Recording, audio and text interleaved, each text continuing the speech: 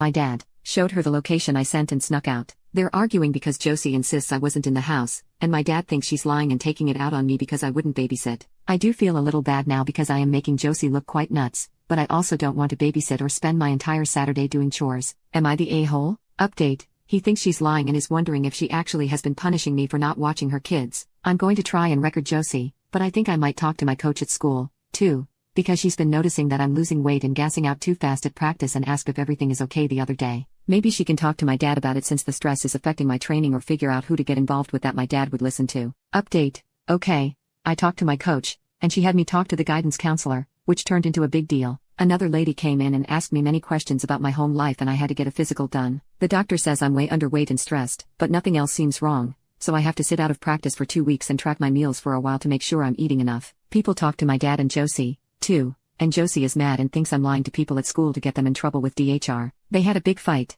and everyone was still mad. My dad said that I could spend the weekend with my grandparents for the next 2 weeks to make sure I could rest and no chores for me during the week. He said that Josie isn't allowed to ask me to do anything and she's not supposed to come into my room anymore without his permission. He also said he would get a lock for my door this week, but it was a privilege, and I can't abuse it or it's gone. I have to go see a therapist and some other stuff, too. I haven't told anyone about my spot, but I did tell my dad that I really was home and mostly in my room. I was just trying to avoid Josie that day because she was being unreasonable, and I hid whenever I heard her coming. He said he figured something like that was going on. He said he's going to try and work every other Saturday morning for a while to be around more on the weekends and figure this out. Josie won't talk to me at all.